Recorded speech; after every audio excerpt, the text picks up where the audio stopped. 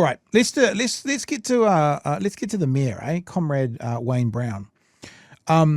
So what's become very evident of recent times is what's going to happen in these big cities with rate cuts to, or caps, I should say, to 2 to 4% is, and Chewie, this we might have found the story, cities are going to become more user pays. So Andrew Little's in this story, and he will explain that they've put a rates cap on, but they're not putting caps on any other parts of expenditure or costings that councils can do. So therefore, oh gosh, we're down $10 million there. Hey, guess what? Entrance to the local pools has just gone up to $5 from $2.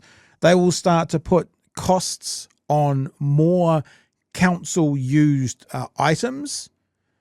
Maybe your rubbish collection will go up. Things like that. Because I'll need to claw it back somehow. $50 for 15 minutes parking. Yeah, maybe. Parking around the country. They've got to find it from somewhere. I also did wonder if they just chose to ignore it. Like Auckland's 7.9%. If Brown just went, nah, fuck them. Let's just do that. Wonder what happens. Just a thought. So Wayne Brown is become a socialist, and he's fighting the man. And yeah, let's have a look at the news today after 24 hours finding out about this rates cap idea. The mayors of Auckland and Wellington are casting doubt on the government's proposed 4% cap on how much councils can increase rates. Wayne Brown suggested the cap would simply defer costs, while Andrew Little warned that access to council facilities could get more expensive to cover the difference. But as political correspondent Zane Small reports, the government wants councils to stop using ratepayers as, quote, ATM machines. Less than 2 months into the job, Wellington's new mayor is facing a cap on how much he can charge ratepayers. The way the policy has been announced, what it could mean is that, look, rates will be kept at the level that the government says, but a whole bunch of other council charges, things like access to swimming pools, even libraries or community facilities. Access to libraries. $2 to go into a library now, Whānau. How do we feel about that? There's no restriction on that. So a whole lot of charges end up just getting increased there to give councils more revenue because their rates won't cover it. That's also known as user pays. So it doesn't sound like if you think about this government and the ideologies that they follow, you kind of go, well, yeah, user pays makes sense. So they're then able to go to the voters next year and go, we kept your rates down to 2.5%. And then voters are going to have to go, yeah, but our rubbish has gone up to $125 a week. Because council's got to get the money from somewhere, or else, it's not in this story, but I read a story, or at least a headline and part of a story today, about it might impact Auckland's ferries, heavily subsidised by the council. What about the ferries that get people around, literally from Waiheke Island across to Auckland and around, Devonport as well? This could impact the ferries. What happens then? Well, the costs go up. Pretty simple. The government wants to limit rate increases to a range of between 2 to 4% each year. It's not unreasonable, 2 to 4% be within the band. But that's less than half of Wellington City Council's 12% average rates increase this year. The risk is that... Hang on, still want to acknowledge 12%. Whoa! That's pretty massive, but, maybe that's the extreme version of it, because they have to go and clog all those holes where all the water's leaking out in Wellington, Chewie. Billions of litres of water. And I guess we've got to also say 12%, that sounds whoa, but also saying 3%, maybe there's a happy medium somewhere. Maybe. By restricting councils is that really important stuff doesn't get done or gets pushed back, and it's future generations that end up paying the cost of that. The same concern expressed by Wayne Brown. What about in Wellington as well? What about the what's Wellington going to have to pay for when it comes to the ferries? Seeing this government's trying to farm off as much infrastructure cost as possible to try and keep their promise. I mean, you might have another massive bill coming up, ratepayers of Wellington, that you got to stump up. So you might have this might be happening. The government might say no more than 3% or 4% increase, and then also say, by the way, Wellington, you got to pay for the infrastructure here, which means you need more money for it, but they're not letting you get the more money. This is what we're looking at. User pays. This is what we're looking at. Says the rates cap would simply defer costs. The Auckland Mayor's just released plan for 2026 includes a proposed average rates increase of 7.9%, which he described as higher than I would like, but reflects the opening of the city rail link. Auckland's first underground train line set to open in the second half of next year. Councils have a responsibility to ensure that every single dollar of ratepayers' money is delivering value for money. And I think many ratepayers up and down this country have not been seeing that, including in Auckland. Councils would not be able to increase rates beyond 4% unless given permission from a regulator. Gisborne's mayor is hopeful that A regulator. Guess who that's going to be from this national-led government? Do you reckon it's going to be someone who wants to see light rail and bike lanes and that kind of stuff be increased or not? Just thinking. the exemption would apply to her council given the ongoing recovery from Cyclone Gabrielle. If you look at the Gisborne District Council at this stage, I add 2.5% to our rate bill just to cover recovery work. So we would like to see what are the parameters for those exemptions. Does it apply to work we need to do in the next while? The government has hinted that regions hit by natural disasters would be considered. Consultation on the rates cap proposal is open for 3 months. We expect councils to work within their budgets to find efficiencies rather than using ratepayers like ATM machines. But that's not always. And just remember, Fucked. yeah, good call, Chewie. Just remember, governments, be they local body or national, when they say work within their budgets, what that means is we're choosing to set the line here.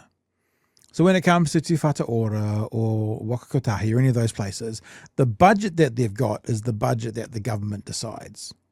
So when Simeon Brown says things like live within your means, and he didn't use those words in this interview, but he does use it for this and other interviews I've seen of him today, he's saying the means are what we decide. So in other words, you imagine, Chewie, if like I was providing money for you for groceries each week, and I said, I'm only going to give you $50. You better live within your means.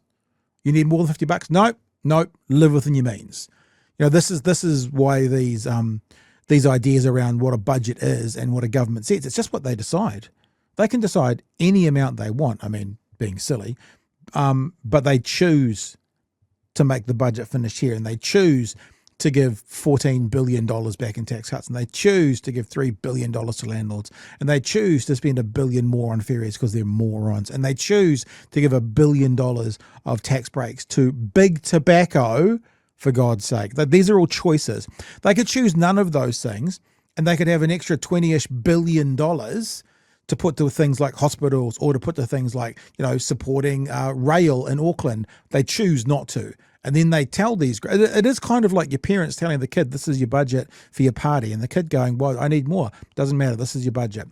And that's what they're doing with councils. They're hamstringing them, and they're saying, stay within your means. Remember, whilst they're not, the government's not living within their means. They're borrowing to keep the lights on, telling councils to live within their means. They're telling councils stay to 4% when councils are going, but this has been the MO for the last 50 years. That's why Gore needs $300 million to fix their pipes. That's why I guess Wellington apparently needs 12%. Auckland needs 8%.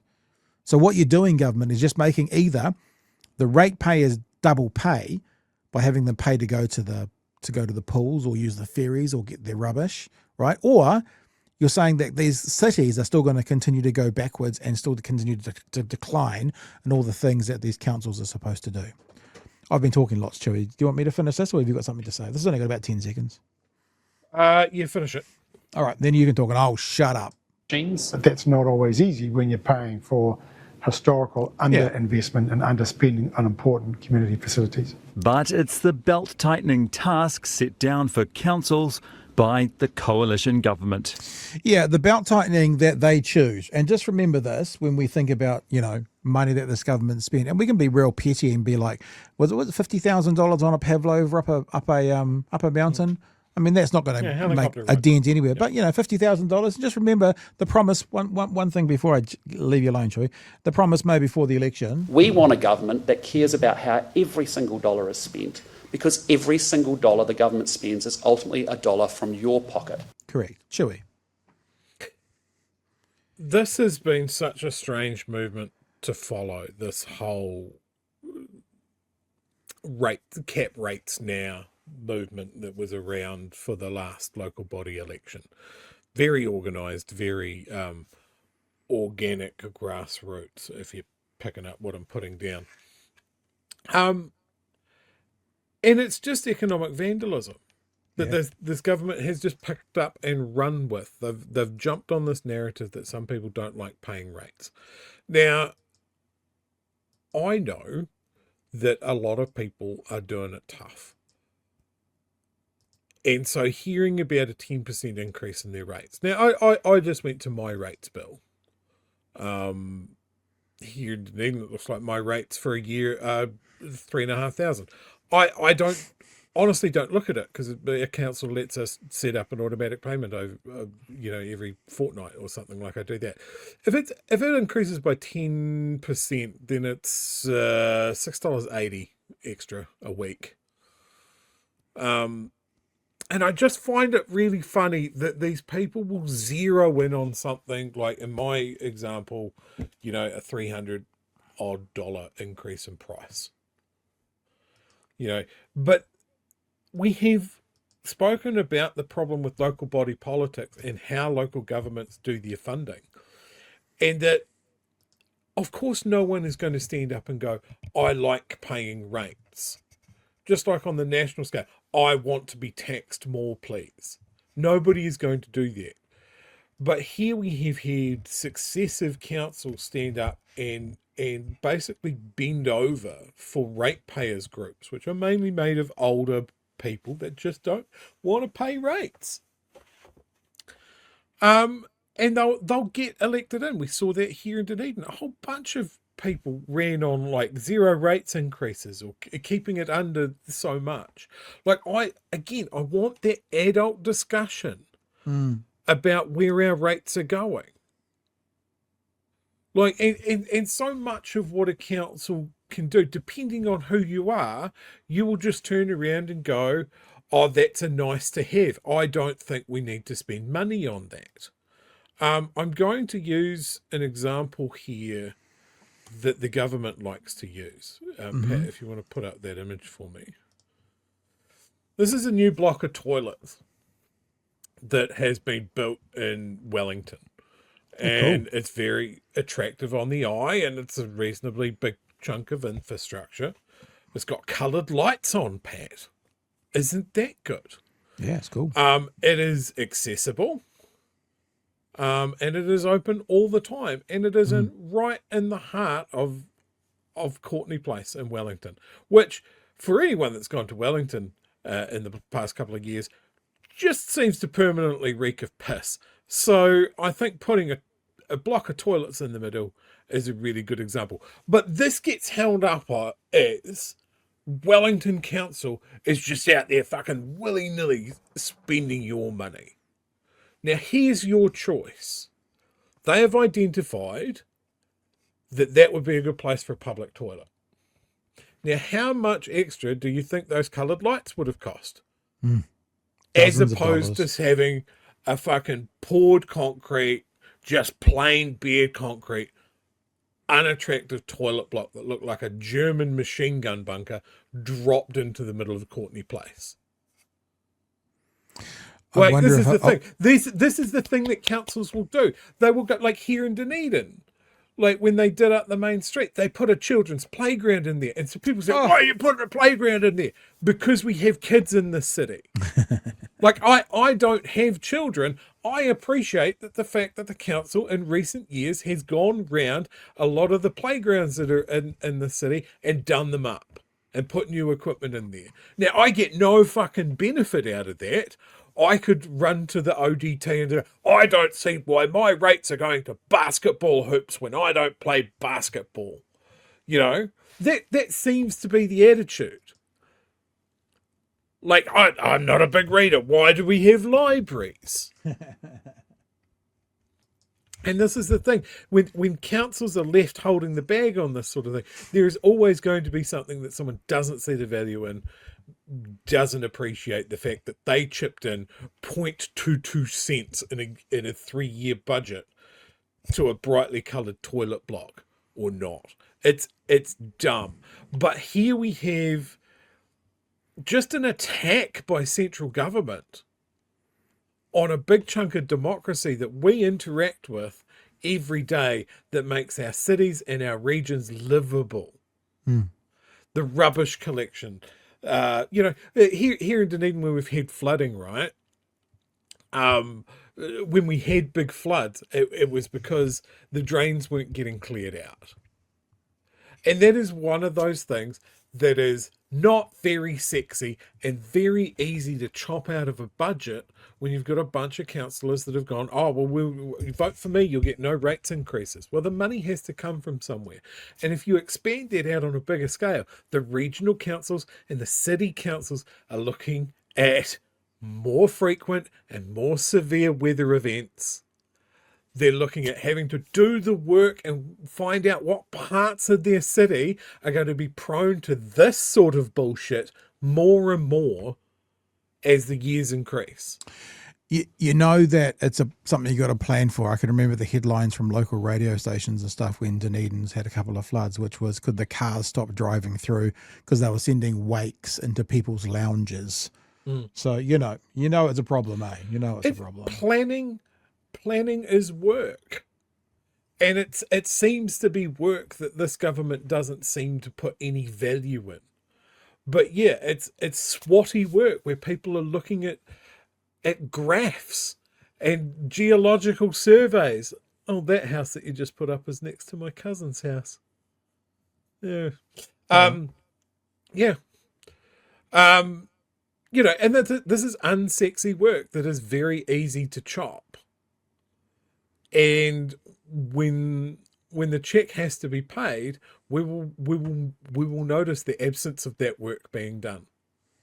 Like Dunedin has put in a lot of work at specifically looking at this area that Pat's showing here, South Dunedin. It's very low lying. It's built on a tidal mud flat, basically.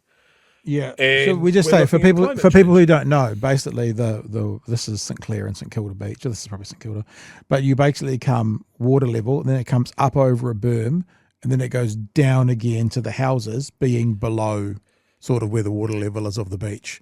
And it's the berm and there was a point, and I remember doing it when I was doing something for the ODT, where water levels were something like going up a centimetre a year or whatever, and the ground was sinking like 2 centimetres a year. And so this is happening in that region, or certainly was. In early settler times, that part of the town that was just on the screen there was a lagoon. Yeah. Reclaim. So like when the government comes in, reaches over the top of people and goes, we're getting rid of your regional councils that specifically look at things like water quality and the environment. We're going to get rid of them. And then they're going to look at the city councils and go, we are choking off your means of funding, your way of paying for work to be done. And I look at the future challenges that are ahead of us. I am worried.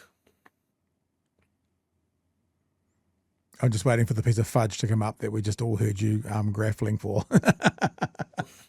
And there's another example of this, right? We've talked a lot about the ferries. Did you see this story about the Bish cancelling the contract for the ocean-going tug the other day? Nope. Yeah, so he reckons we don't need a ocean-going tug. And if they cancel the contract, then we save $9 million over the next 6 years, I think it is. Do you think of any reason why we would need an ocean-going tug? Well, there's an image right there of the wahine, so is there a clue in that? How many times have we had large ships in the strait lose power and drift towards rocks in the past couple of years? Yeah. So this is what our government is about. They're like, there's not much chance of a disaster happening, so why should we put money into preventing it? It's exactly what we were just talking about. If you empty the coffers and nothing goes wrong, you're fine, but something's gone wrong. This is the headline. This is Lloyd Burr reporting. Costs outweigh benefits of Cook Strait tug. Easy to say that from an office in the Beehive. Hard to say that if you're on the ferry that is then becalmed. That's what it's called, isn't it? Becalmed in the middle of the strait. Another really good example mentioned in the chat from the technician, 832. The yellow leg hornet. in Auckland. Government cut biosecurity funding. Biosecurity funding, not very sexy. For an agricultural nation, why should we worry about that? But they cut inspections. You mentioned the explosion of meth use. Customs. Yep. Next story. Customs got cut. Yep. They cut the front line of customs, and now we seem to just have cocaine and meth coming in everywhere. And they're like, oh, but we'll save money. There's always a downside. And these guys have consistently shown that they have no eye on the future. They are not looking further ahead than the next electoral term. But the amount of damage, long-term damage that they are doing is almost an avalanche at this point.